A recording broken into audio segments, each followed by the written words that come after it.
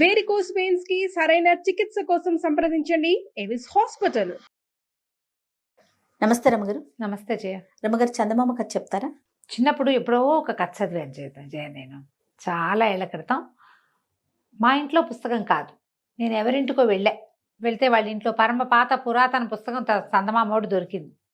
ఏదో పేరెంటాం, నాకు ఒక 9 ఏళ్ళు ఉంటాయి. 5th క్లాస్ ఖచ్చితంగా కాదు, 3rd or 4th అంతే. అయితే ఆ పుస్తకం అక్కడ ఒక చోట కూర్చొని చదివాను. రమగారు, చిన్నప్పటి నుంచి మీకు ఇంట్రెస్ట్ ఏనండి? 5 ఏళ్ల నుంచి పుస్తకం ఎక్కడ కనిపిస్తే అది ఎక్కడైనా సరే ఎవరిదైనా సరే, ప్లీజ్ 5 నిమిషాలు అది ఏ పుస్తకమైనా చదివేసుకుంటారు. చదివేస్తాను. సహజంగా ఆ వయసులో ఆటలు, అల్లరి చేయటం, పాడు చేయటం అవన్నీ ఉన్నాయి. అందులో మాకు ఎక్కడ తగ్గే పని లేదు. అదే పుస్తకం ఒక కథ మీద ఆసక్తి జయ, మా ఇంట్లో అందరికీ ఉంది. అది ఎట్లా వచ్చిందండి మీకు? ఏమో మరి అడగలేదు నేను ఈ ప్రశ్న. 2 ఏళ్ళు 3 ఏళ్ళు అప్పటి నుంచి కథలు చెప్పేవాళ్ళు జయ. అంటే ఇప్పుడు నేను ఒక పిల్లనే అనుకో, ఒక పిల్ల కథ వేరు. ఒక 6-7 వరుసగా పైనుంచి కింద దాకా ఉన్నారనుకో, పెద్ద పిల్లల్ని అనుసరించుకుని చిన్న పిల్లలు ఉంటారు. జనరల్ గా జరుగుతుంది. నువ్వు మీ అక్కయ్యల వెనకాల నీకు తోకపుచ్చుకుని తిరగటం అంతే. ఈ తోకపుచ్చుకు తిరిగేటప్పుడు ఏమవుతుంది, ఈ పై రకాలన్నిటికీ కథలు చెప్పడానికి కూర్చోబెట్టేవాళ్ళు. మధ్యలో మా పాలేళ్ళు కథలు వినడానికి, మా కజిన్స్, మా పెద్దక్కయ్య చెప్పేది, వసంత చెప్పేది, మా నాన్న చెప్పేవారు, ఎవరో ఒకళ్ళు చెప్పేవాళ్ళు. సినిమాకి వెళ్ళొస్తే మా కజిన్ శ్రీకాంత్, వాడిని తలుచుకున్నప్పుడల్లా అదే గుర్తొస్తుంది. లేడు పాపం అప్పుడు మా రంగపిన్ని గారి శ్రీకాంత్. కానీ వాడు ఏదైనా ఈ సినిమా పౌరాణిక సినిమా చూస్తే నరసక అదేమిటే నాకు అర్థం కాలేదు అని వచ్చేసేవాడు. మా పెద్దక్కయ్య వాడికి భారతం కథ అంతా వివరంగా చెప్పేది. సినిమా అర్థం కావాలి, సినిమా చూసేసేవాళ్ళం. రామారావు, కాంతారావు కనపడతారు, స్టోరీ అర్థం కాదు, వాడికి అర్థమయ్యేది కాదు. మా పెద్దక్కయ్య విని నరసక్క అనేవాళ్ళు. మాకు పెద్దక్కయ్య కానీ అందరికీ నరసక్కే. వచ్చి నరసక్క రావే కథ చెప్పవే నరసక్క అని కూర్చునేవాడు. వాడితో పాటు విని కొన్ని ఇప్పుడు ఈ పెద్ద పిల్లలందరినీ కూర్చోబెడతారు అన్నాలు పెట్టేటప్పుడు కథలు. సాయంకాలం పెందరాలే పడుకునేవాళ్ళం. కరెంటు తక్కువ, రాత్రిళ్ళు సినిమాల టీవీలో ఏముండేవి. పెద్ద పిల్లలతో పాటు చిన్న పిల్లలు ఆటోమేటిక్గా కథలు వినేవాళ్ళు. నాకు కొంచెం 5వ ఏటకి స్కూల్కి వెళ్ళే నాటికి చదవటం వచ్చు. చదవటం నేర్పించేశారు. స్కూల్కి వెళ్ళే నాటికి స్కూల్కి వెళ్ళి నేర్చుకోవాలా మేము, మాకు ముందే వచ్చు. అదే 5 నిండే నాటికి నేను చకచకా వాక్యాలు చదవటం వచ్చేసింది. తెలుగు వచ్చింది బాగా. మరి మా ఇంట్లో ఉన్నారు చాలా మంది ఇలాంటి వాళ్ళే. సో నాన్నగారి నుంచి వచ్చిందంటారు? అక్కయ్య నుంచి నాన్నగారి నుంచి అక్కయ్యలకి వాళ్ళ నుంచి మా అమ్మ నాన్న ఇద్దరికి పుస్తకాలు పిచ్చుంది. మా అక్కయ్యలందరికీ బుక్ రీడింగ్ హ్యాబిట్ ఉంది. మా ఇంట్లో మా పిల్లలు కూడా ఉంది. అందరూ మీకులాగానే చెప్తారా రమ్మగారు? అంటే బుక్ రీడింగ్ వేరు, చెప్పే విధానం వేరు కదా. స్టోరీ ఇప్పుడు నాకు స్టోరీ తెలుసు, కానీ చెప్పే విధానం వేరు ఉంటుంది. మీకులాగానే చెప్పగలుగుతారు అక్కయ్య వాళ్ళు? మా పెద్దక్కయ్య, వసంత మా 5వ అక్కయ్య, వీళ్ళిద్దరూ చాలా బాగా చెప్తారు. మా నాన్న కూడా కథ చాలా బాగా చెప్పే పద్ధతి. ఆయన ఎవరైనా వినేసేలాగా చెప్పగలిగే కథ విధానం. అందుకనే అయి ఉంటుంది. అది వచ్చింది నాకు. అది మా నాన్న పోలికలు ఏమి రాలేదని చాలా బెంగగా ఉంటుంది నాకు. ఇంత మంచి ఇది వచ్చింది నాకు. రౌండ్ ఫేస్లు ఇష్టం చేయ. నేను ఎప్పుడు చెప్తా కదా, నిండుగా బుగ్గలు బూరిలో ఉంటే అబ్బాయి పలే బాగున్నారు అనిపిస్తుంది. నాకు సన్న మొహం, నా మొహం నాకు నచ్చదు. అప్పుడు నచ్చేది కాదు, ఇప్పుడు మా నాన్న పోలికి వచ్చిన మా అక్కయ్యలు చూస్తే నాకు కుళ్ళుగా ఉంటుంది, వీళ్ళ రౌండ్ ఫేస్లు అని. సో ఏమి రాలేదనుకుంటాను. ఇది వచ్చి ఎంత గుర్తింపు వచ్చే క్వాలిటీ వచ్చింది కదా రమ్మగారు కదా. అవును, అది మాత్రం మా నాన్నదే వచ్చింది. సూపర్. చదవటం కూడా ఈ వాళ్ళ ఇంట్లో చదివిన ఈ కథ నేను చాలా కాలం గుర్తుంది నాకు. కాకపోతే మనం చందమామలు అవి ఎలాగా నెల సంవత్సరము గుర్తుపెట్టుకోవాలి ఎవరైనాను. అప్పుడు లేకపోతే చందమామని ఏ సంవత్సరం ఏ నెలలో ఆ పుస్తకం వచ్చిందో మనకు ఎలా తెలుసు? ఇప్పుడు ఎన్ని రోజుల నుంచి చందమామ కథలు చెప్తున్నాం మనం. ఆ పర్టికులర్ కథ నాకు గుర్తుంది. కోతి ఒకటి ముత్యపు చిప్పలు తెస్తుంది. అది ఎప్పటికి తెలుసా? 55లో కథ. అబ్బా 55లో? నేనే 79లోనో 78లోనో చదివేది. నేను ఇన్ని రోజుల నుంచి కథలు చదువుతూ ఆ కథ కొంతే గుర్తుంది. కోతి ముత్యపు చిప్పలు తేవటమే ఖచ్చితంగా గుర్తుంది, మిగిలినవన్నీ మర్చిపోయాయి. కొన్ని పోతూ ఉంటాయి చూడు, అది ఇప్పుడు మళ్ళీ తగిలింది నాకు అది. ఆ కథ ఒక ఎలా ఉంటుందంటే, బహుశా అదొక సంతోషం కలుగుతుంది అనుకుంటా. పుస్తకాలు పిచ్చి వాళ్ళకి అనుభవంగా ఉంటుంది. ఆ పర్టికులర్ బుక్ మళ్ళీ చదవడానికి వచ్చేసరికి గూస్ బంప్స్ వస్తాయి జయ. అవునా? భలే సంతోషం వస్తుంది. మీకు నేను ఎప్పుడు చెప్పను ఒక విషయం చెప్తాను రమ్మగారు. మీకు నేను ఆపోజిట్ కాంబినేషన్ రమ్మగారు. అందరూ బయటికి వెళ్తే నేను కనిపిస్తే రమ్మగారిని అడిగానని చెప్పండి అంటారు, మీరు కనిపిస్తే జయ ఏదని అడుగుతారు కదా. మన కాంబినేషన్ అంతా హిట్. మీకు డెడ్ ఆపోజిట్ నేను రమ్మగారు. బుక్ చదవను. బుక్ అసలు మీరు కూడా అప్పుడప్పుడు కొన్ని బుక్స్ ఇస్తా ఉంటారు కదా, ఏం చదువు మీరు తిడతారని చెప్పి తీసుకుంటా, అసలు దాని మీదకి మనసే వెళ్ళదు రమ్మగారు. అసలు ఆ థాట్ కూడా రాదు. ఇంట్లో పేపర్ చదవండి అని చెప్పి నేను న్యూస్ ప్రెజెంటర్ని కదా, నువ్వు ఒక న్యూస్ ప్రెజెంటర్వి, జర్నలిస్ట్వి, నువ్వు న్యూస్ చదవకపోతే నీకు ఎట్లా తెలుస్తాయి అని చెప్పి ప్రతిరోజు తిట్లు పడతానే ఉంటే నాకు నాకు అటు ఫోకస్ చేయలేను. మీ పుణ్యవాణి ఎన్ని కథలు వింటున్నానంటే నేను న్యూస్ కూడా చదువుతా జయ. అదే మీరు చెప్పేటప్పుడు నేను ఎంజాయ్ చేస్తాను అనమాట. అంటే బుక్ చదవాలి, బుక్ చదవబట్టే కదా ఇన్ని స్టోరీస్ మీరు చెప్పగలుగుతున్నారు. అవును, అది చాలా హ్యాపీగా మనసులో అనుకుంటాను, ఎంత డెడ్ ఆపోజిట్ కాంబినేషన్ మన ఇద్దరు. నేను న్యూస్ పేపర్ కూడా అంతే శ్రద్ధగా చదువుతాను జయ. న్యూస్ చదువుతాను. ఇంకా చదవటం అంతే, మీ హ్యాబిట్ చదవటం అంతే. అది ఇప్పుడు నాకు ఇంట్రెస్ట్ లేని సబ్జెక్ట్ అనుకో, పై వాక్యాలైనా చదువుతా. అందుకని నాకు ఎక్కువ విషయాలు తెలుసు. చాలా నాలెడ్జ్ ఉండటానికి కారణము ఏమిటో నా విజ్డమ్ తెలివితేటలని అనుకోవద్దు. ప్రధానమైంది దానికి సంబంధించిన కొంత విషయాన్నైనా నేను చదువుతాను. చదవటం చాలా మంచి హ్యాబిట్ కదండి. అదే కదా విషయ పరిజ్ఞానం. అదే పరిజ్ఞానం ఎక్కడి నుంచి వస్తుంది? దీనివల్ల చదవటం. నాకు మీలాంటి గెస్టులు అందరితో మాట్లాడి నేర్చుకుంటాను నేను. చదవటం తక్కువ. నీకు అవకాశం అవసరం ఏముంది ఇప్పుడు జయ? కానీ అట్లా అది కరెక్ట్ కాదు కదా. కరెక్ట్ కాదంటే ఇప్పుడు వింటావుగా, ఒకే విషయం మీద 5-6 గెస్టుల దగ్గర వింటారు మీరు. యాంకర్లకు ఉండే బెనిఫిట్ అదే. మీకు ఎక్కువ పరిజ్ఞానం ఉంటుంది. నా రకం ఒకటి నీకు తెలుసు, అనంతలక్ష్మి గారి రకం తెలుసు, కల్పవల్లి గారి రకం తెలుసు, సత్యవాణి గారి రకం తెలుసు.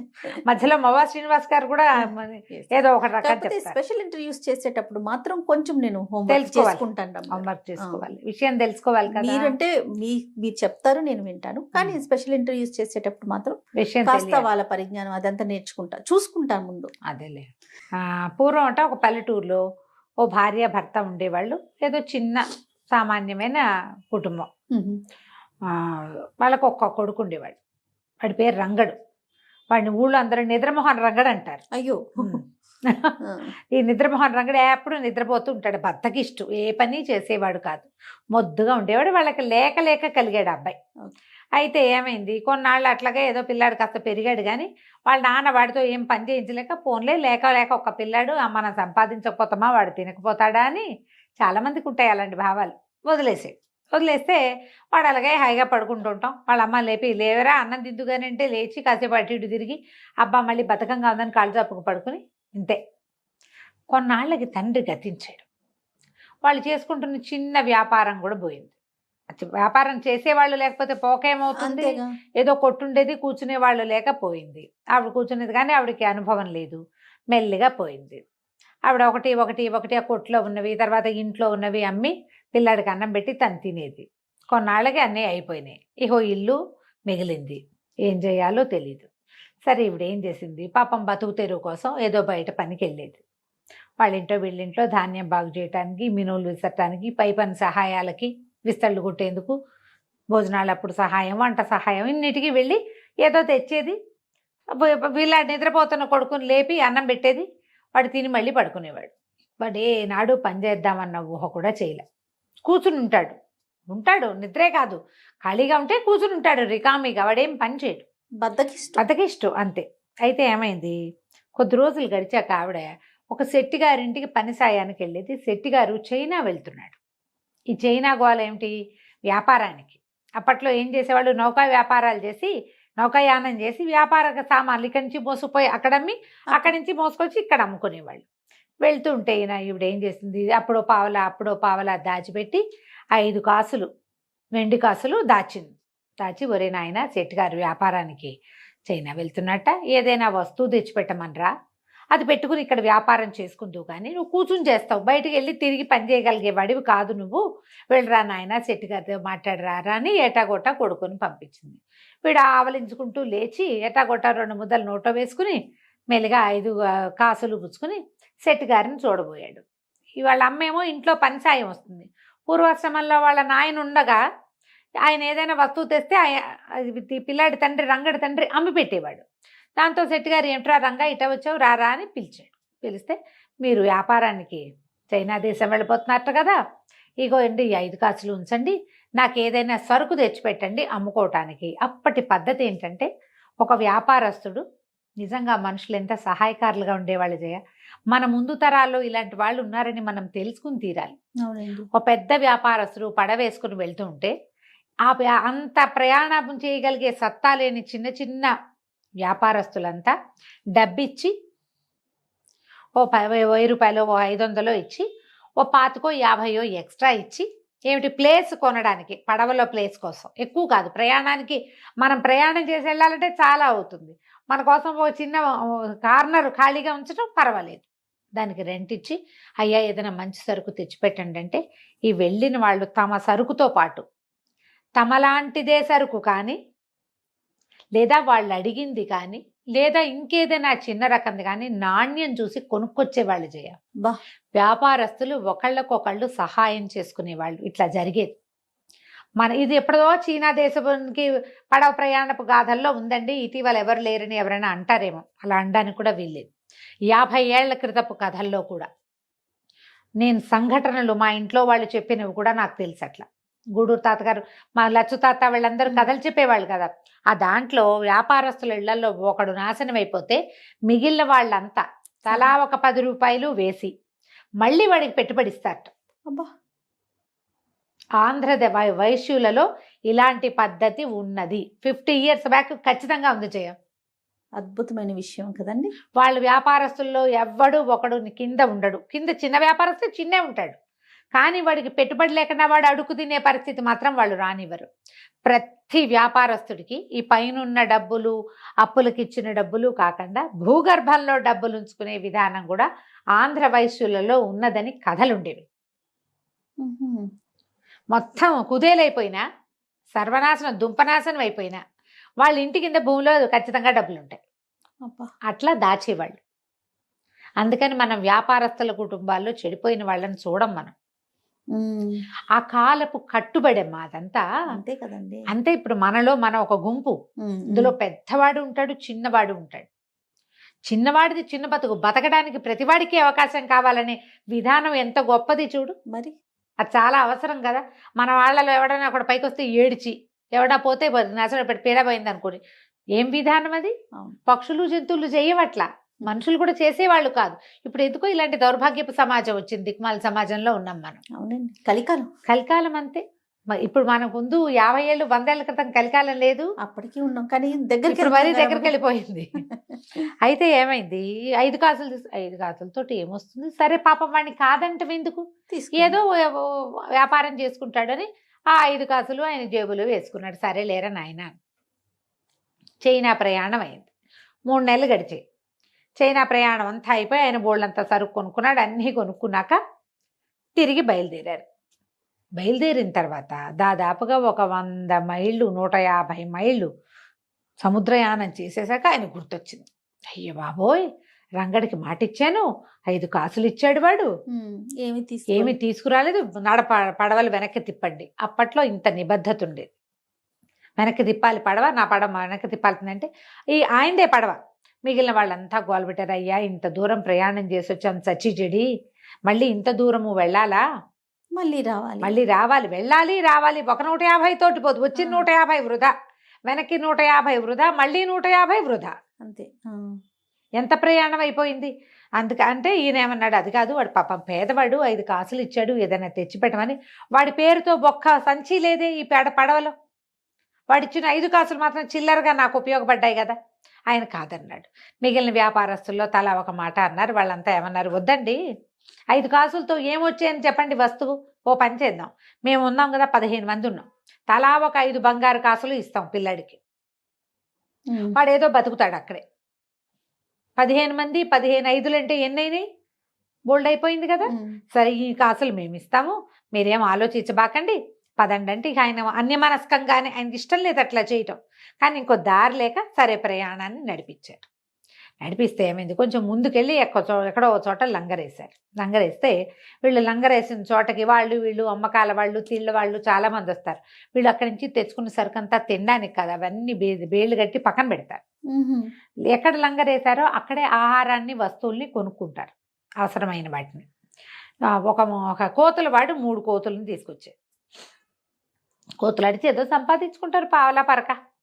ఆ డెక్క మీద కూర్చుని వీళ్ళంతా చూస్తుంటే 3 కోతుల్లో ఒకటి ముసీలి కోతి, అది ఇలా కూర్చున్నట్టే ఉంది, అసలు కదలిక లేదు, నిద్రగా మాగన్నుగా ఉంది. మిగిలిన 2 కోతులు ఎగిరినాయి, దూకినాయి, గెంతినాయి, ఎంత అల్లరి చేసినాయో, ఎంత ఆడినాయో.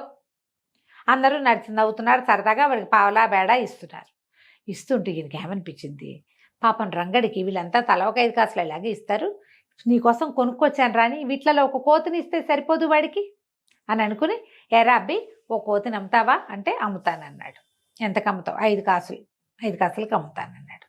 సరే, ఆ యంగ్గా ఎగురుతున్న కోతుల్లో ఒకదాన్ని ఇవ్వమంటే వాడు నేను సుతరాము ఇవ్వనన్నాడు. ఈ ముసలి కోతిని ఇస్తాను తీసుకోండి, ఇది నేను 5 కాసులకే కొన్నా, పావలా సంపాదించలే, కొన్న దగ్గర నుంచి ఇది నిద్రమొహందే, నాకు పడదు బాబు, వాటితోటైతే నేను సంపాదించుకుంటా, ఈ కోతుని ఉంచుకుని నాకు ప్రయోజనం లేదు, ఈ జతలో ఒకదాన్ని తీసిస్తే రెండోది దిగులు పడుతుంది, అదో బాధ, మీకు ఉపయోగం ఉండదు, నాకు ఉపయోగం ఉండదు, ఈ పెద్ద కోతిని తీసుకోండి అంటే ఆయనకి బాధగా ఉంది. కానీ పోన్లే, నిద్రమోహన్ రంగడికి నిద్రమోహన్ కోతి అనుకొని ఆ 5 కాసులు వాడి చేతిలో పెట్టి వెండి కాసులు ఆ కోతిని తీసుకొచ్చారు. ఆ కోతి పడవలోకి వచ్చి కూర్చుంది, ఓ మూలకి వచ్చింది జోగుతూ. దాన్ని కట్టేయాల్సిన పని కూడా లేదు, వేళకి ఏదైనా పడేస్తే తింటుంది, ఓ పండో కాయో నోరు గట్టిగా మూసుకుని ఓ మూల కూర్చుంటుంది, కట్టేలా.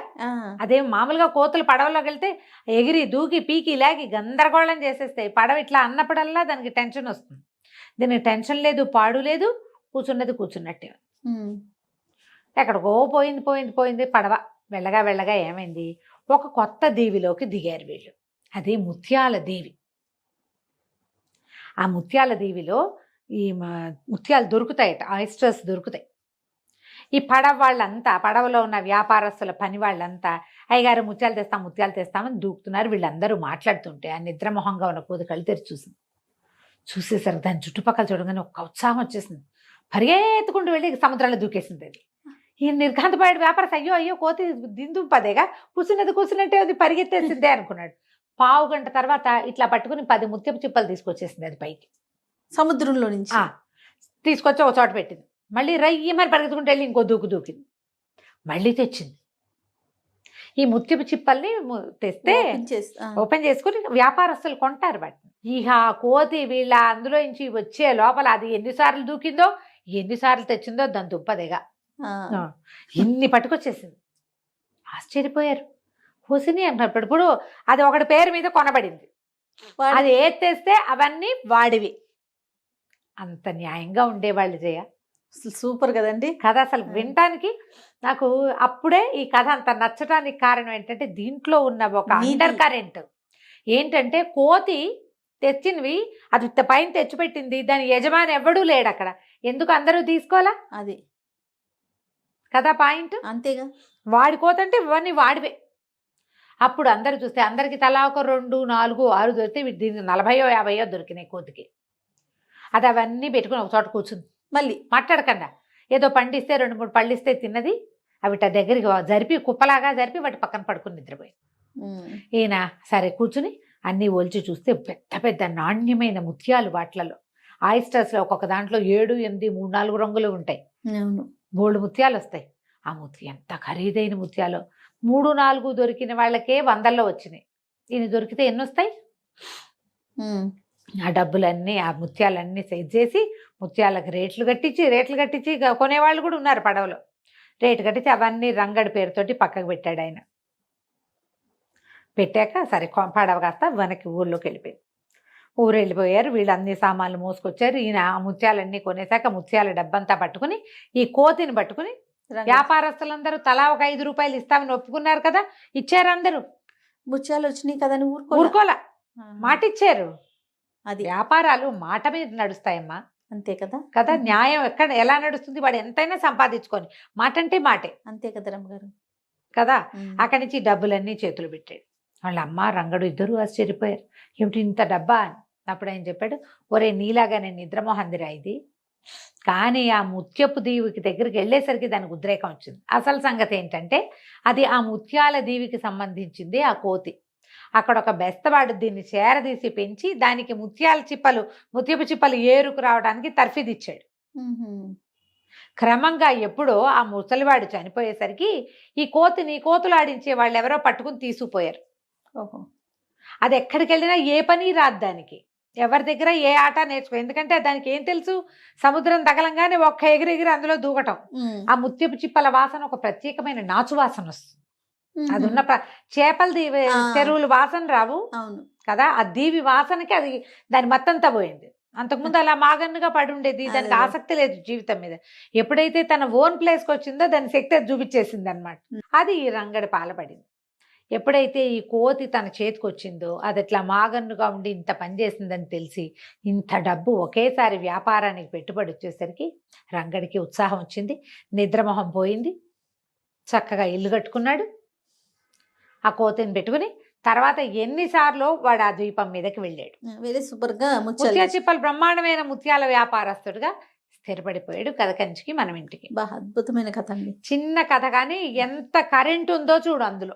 అతను లాభపడ్డాడనే విషయం పక్కన పెడితే వ్యాపారస్తులు చూడండి ఎంత యూనియన్ గా ఉండి కరెక్ట్ గా కదా. ఇప్పుడు కూడా అది ఆ యూనిటీ ఉందంటావా జయ సమాజంలో? ఉందని అనుకోవాలి రమ్మగారు. పూర్తిగా పోయిందని అనుకోటానికి లేదేమో. అంటే అప్పుడున్నంత లేకపోయినా ఎంతో కొంత అయితే ఉందేమో అనిపిస్తా ఉంటుంది. మరి చూడాలి, ఇంకా ఉండాలని కోరుకుందాం మనం. అంతే కదా. నమస్తే రమ్మ. నమస్తే జయ.